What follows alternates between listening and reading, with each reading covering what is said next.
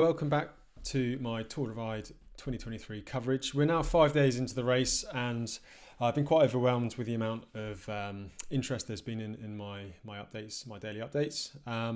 But I've been getting lots of questions in the comment section, so I thought I'd just do a separate video and try and answer some of those questions which wouldn't necessarily fit into the daily race coverage. So without further ado, I shall dive in and find our first questions. Now the first two I have kind of grouped together. They're more of a kind of technical and kind of a bike related question. So Sasha 1778 says, thanks for the race coverage. If you cover some of this year's bikes, I would be interested in your take on suspension bikes versus rigid bikes for this race. Personally, I find it amazing how many riders ride this route on rigid bikes. And then also Tommy 2019. Hi Tom, how are you doing? Great stuff as always. Enjoying the coverage. You've mentioned a few times it's mainly dirt roads rather than technical mountain bike trails. So why don't we see many fast gravel bikes rather than drop bar mountain bikes being used? Well, I guess that's the age-old question. Is it a gravel race or is it a mountain bike race or is it something in the middle? I don't think gravel bikes are the right bike for this event. Yes, there is a lot of gravel roads, but there's also a lot of really rough gravel roads, washboarded gravel roads, and the volume of tyres you can get in a gravel bike is just not as big as you can get on a mountain bike. So I feel that the extra tyre volume, you want to be running at least 2 inches. Most of the fast guys are running like a 2.1 inch tyre, and that's the best option for this kind of terrain.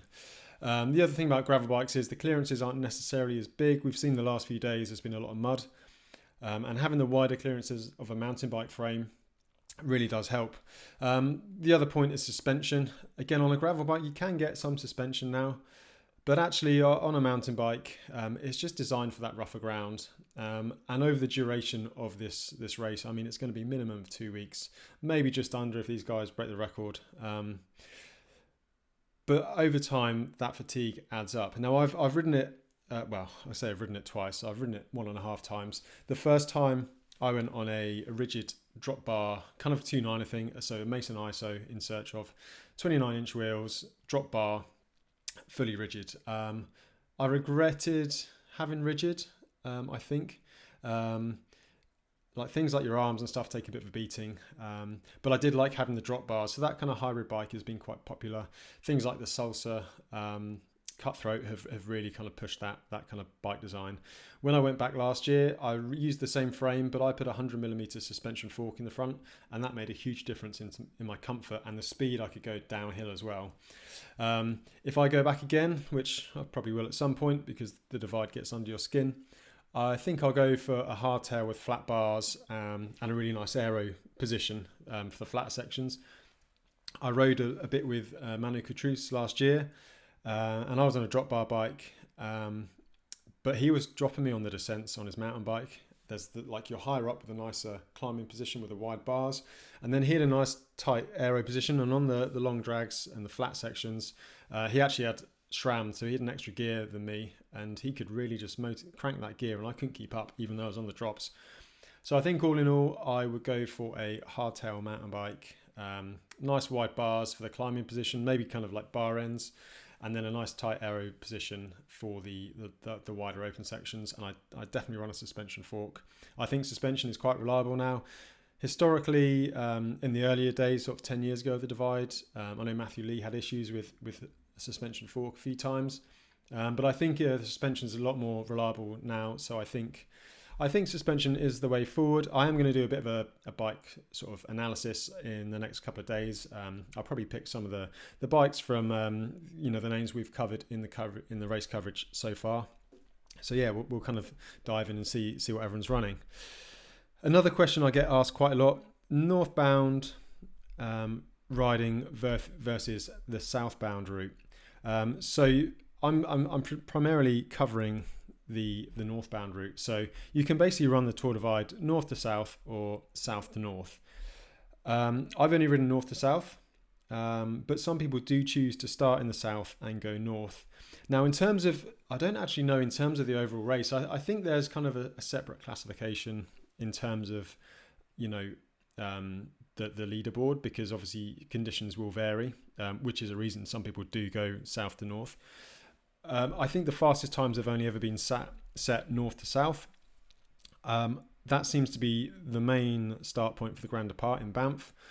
All the records seem to, or have been set on the southbound route.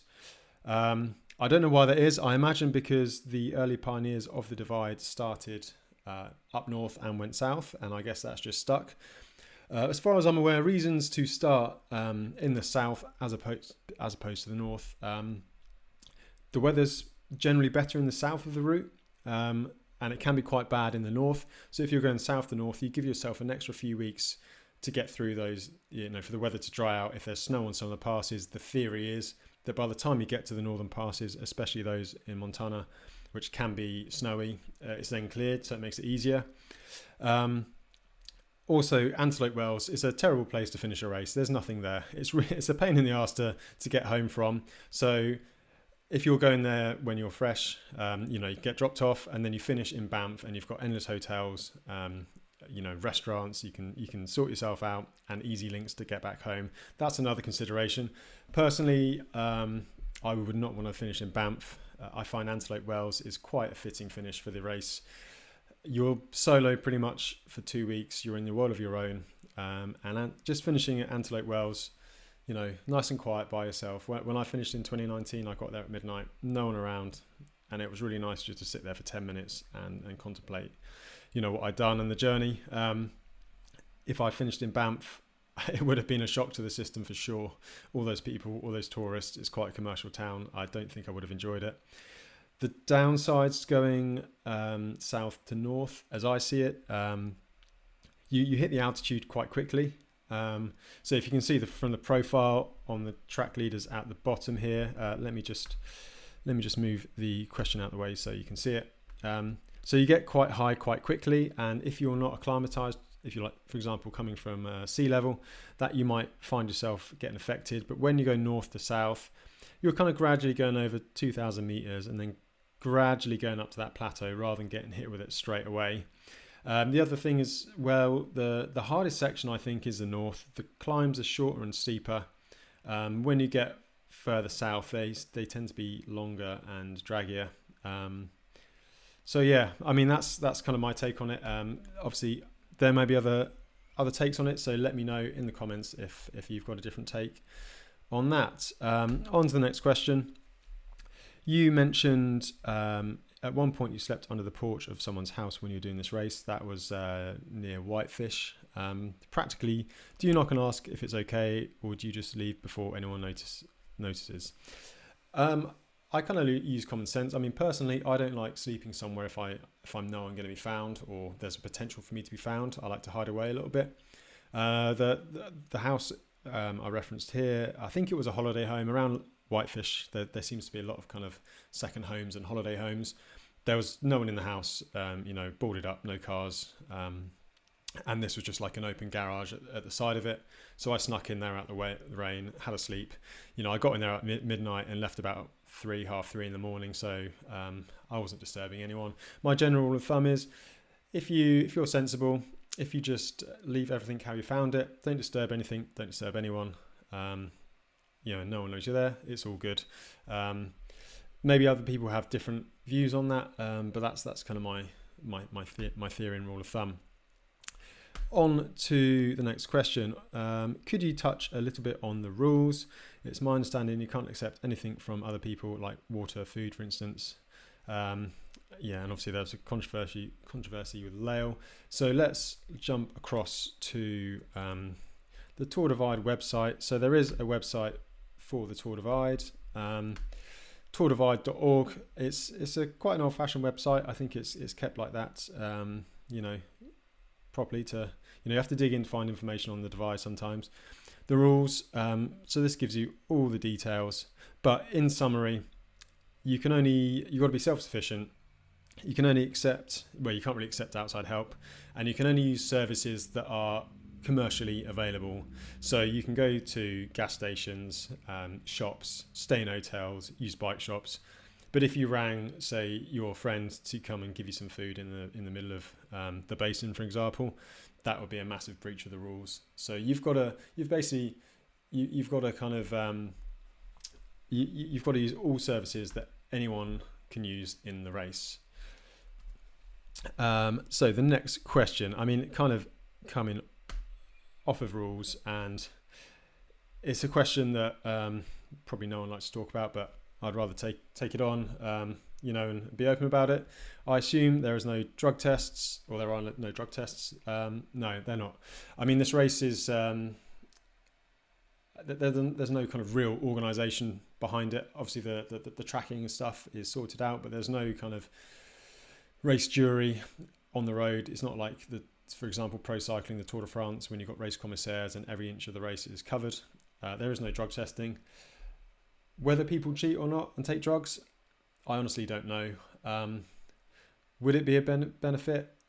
I guess it depends, doesn't it? It depends on, on the drugs. I guess there's all sorts you could take. Taking pro cycling, for example, obviously EPO, boosting your blood count and all of that is going to help you ride stronger. Would it help in the Tour Divide? Probably would make you faster.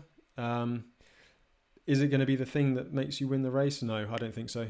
I think if you look at the winners of the race before, if you look at their kind of level, I think the mind has a much more powerful kind of effect than the body. If we look at, take for example, I'm obviously not trying to say that. I was going to use Ted King as an example. Not of course not saying he's taking drugs at all, but he's ridden at a really, really high level, like a pro level. He's the strongest guy in the race. If you put him in like a 200-mile race, he would be the strongest guy. But he's not necessarily coped with that long grinding effort as well as others. And I think that might be kind of mental. It's just not used to it, whereas other people just are used to grinding along. And I think that's a mental thing over a physical thing. So yeah, in summary, no, there's no drug testing. I'd like to think that everyone's riding clean. Who knows? Some people like to cheat in life. But I think the divide's in charge. There's so many other factors outside of just pedaling your bike that I like to think that it's a relatively level playing field. On to the next question. So quick question. What helps you decide whether you ride the Tour Divide each year? Is it purely based on what other events you're doing in the year, or does the financial side of it come into play? Well, I've only done Tour Divide twice. So I went in 2019, finished. It wasn't the best run in the world. Got held up at the Brush Mountain Lodge. And I finished 16 days, about 15 hours or something like that, under 17 days. And the Divide gets under your skin. I would love to go back. I went back last year. Obviously, the pandemic slowed things up, meant that couldn't get into the States. It was hard to travel. And I ended up getting ill on the flight. Had a really bad chest infection. I don't know whether it was COVID or not, but I felt awful at the start. And I got halfway through, pretty much to where the race is now, and just sort of crossing into Wyoming. And I just couldn't breathe when we got to higher altitudes. So I scratched. So yeah, there's certainly an itch to be scratched there with the Tour Divide. I'm pretty certain I can do around a 15-day time, and that's kind of my goal. I love to do that. So yeah, that's the motivation. And then timing wise, I mean, coming over from Europe is a big investment in both money and time. It's probably not something I can afford to do every single year. So I'm thinking at the moment every sort of 3 or so years would be a good kind of gap between things. The other thing to factor in as well, it's in June. So if I want to do Tour Divide, it means I can't really race in May. You can't really do any big kind of ultras in April either, because you're training and that takes too much out of you. And then you're totally smashed in June, finish in July, take a month or two August to kind of recover. And that's the best part of your season gone then. So this year, for example, I'm not racing Tour Divide. There are a few other factors. I'm now a dad, so I couldn't really commit that time and money. And I just didn't know what sort of physical state I'd be in. But so instead, I've done some smaller races, the Highland Trail 550, which is close to me in the UK. I'm going to do the Pan Celtic race, which is a shorter time away from home. Again, in the UK. It starts in France, but finishes in the UK. And then my bigger trip for the year is going to be the Silk Road Mountain Race, which again is a bit more of a compact trip. It's going to be just over 2 weeks, as opposed to 4 weeks for Tour Divide. So it's a big commitment. I definitely want to do it again. I probably won't commit to a year. I think I'd probably do the classic Mike Hall and keep an eye on the weather early spring and see if it's going to be a fast year or not, because last year in the bad conditions was pretty horrific, and I'd rather not do that, and I quite want to get a fast time. So let's have a look at the final question, and Mike Hall. So obviously Mike, a bit of a legend, hero of mine, hero of many, created the Transcontinental race, holds the record, he's broken it twice, finished the Tour Divide 3 times. So let's get Mike up on the screen so we can see him. I'll read the question first. It's clear that Mike's achievement was immense. I'd love to hear more from you with hindsight, how he managed it and what his secret was. I do remember dot watching back then, and I couldn't believe how little sleep he managed on, but there must have been a ton of other factors. Maybe when this year's event is done, you could reflect on it, or I'll do some reflection now. So Mike's record in 2016, there's a number of factors. There's kind of like the internal factors. Mike, super driven, mentally super tough, really robust. I wouldn't say he's the fastest cyclist in the world. I was lucky enough to race with Mike a bit on shorter races, and I don't think he ever beat me in a short race. But over 14 days, or just under 14 days, 2,700 miles, he was just super robust, super consistent, super strong, mentally driven, organised, knew the route, and he could just keep going and going and going. That record run was done on a really dry year. Like, there was no snow anywhere. I think there was light rain in the northern sector, so it wasn't too hot. It kept the dust down, which helps your lungs. That's another thing, that the hot air and the dusty air can dry your lungs out, give you lung infections and things like that. So I think it all fell into place with Mike. And then obviously phenomenal rider, phenomenally strong mentally, knew the route, having done it twice before, and all these things add up, and that's how you get a really fast Tour Divide time. There's not many people win it as a rookie. I think this year we may have an exception. But generally speaking, there's not very many rookies that win the Tour Divide, and I think it's all about the experience. So I think it's a number of factors, and they all added up, and that's why Mike set the record. That record is his legacy, and people are going to remember him for a long time. I'm sure it will get broken at some point. The sport's developing a lot, and people are getting faster and stronger, and training more for it. But it's a tough one. It's really tough. I've ridden the 2019 Divide, was quite fast early on, and I was kind of riding behind, but within touch of the record the whole front of the race was. And it's tough. You've got to keep going and going and going and make no mistakes. That was Mike, and that was the record. So that's all I've got for now. Thanks for watching. I'll be back tomorrow morning with the next race update from day 6. If any more questions, keep putting them in the comments. I'll try and cover the comments the best I can, although it is getting a bit overwhelming at times. And we'll do another Q&A next week.